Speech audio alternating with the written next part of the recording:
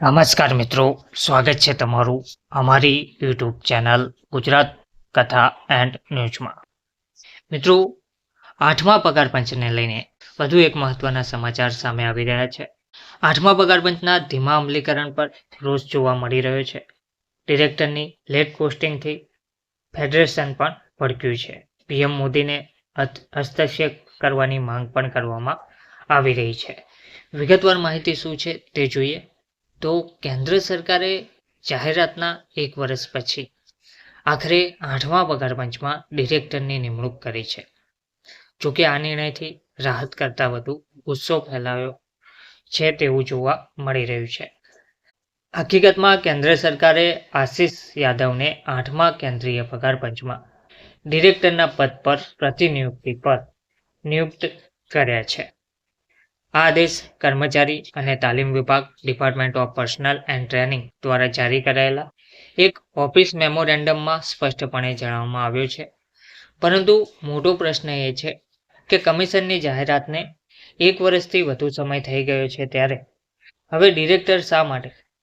દસ્તાવેજ મુજબ આ નિમણૂક સેન્ટ્રલ સ્ટાફિંગ સ્કીમ હેઠળ કરવામાં આવી હતી અને અધિકારીને તાત્કાલિક તેમની નવી જવાબદારીઓ સંભાળવા માટે કહેવામાં આવ્યું છે.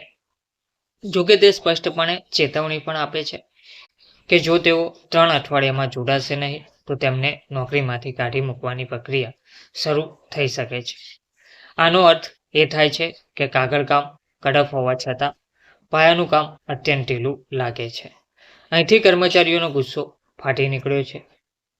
કમિશનની જાહેરાત પછી અત્યાર સુધીમાં શું થયું તો તારીખ અને શું થયું તે વિગતે જોઈએ તો 15 જાન્યુઆરી 2025 કમિશન રચવાની જાહેરાત થઈ.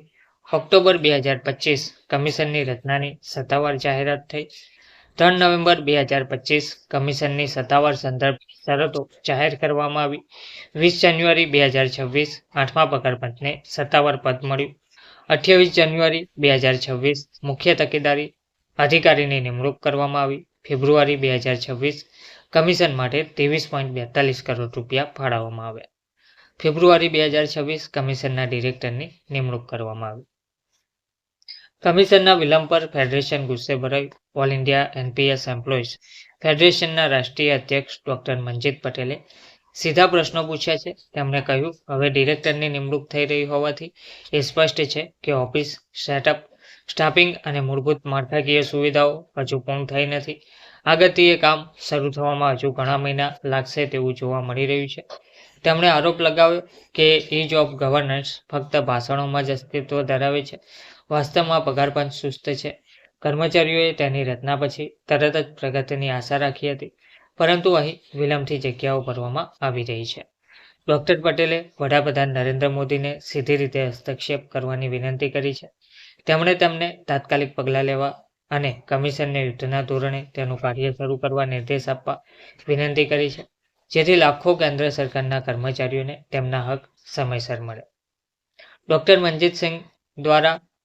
મનજીતસિંહ પટેલ દ્વારા ટ્વીટ કરીને માહિતી પણ આપવામાં આવી છે અને વધુમાં તેમણે જણાવ્યું છે કે ફેડરેશનનો પ્રશ્ન સ્પષ્ટ છે કે જો શરૂઆત જ આટલી ધીમી છે તો ભલામણો ક્યારે આવશે અને તેનો અમલ ક્યારે થશે. આ વિલંબ હવે કર્મચારીઓના વિશ્વાસ પર અસર કરી રહ્યો છે, જેથી વહેલામાં વહેલી તકે 8મા પગાર પંચ અંગે કોઈ સ્પષ્ટ નિર્ણય લેવામાં આવે.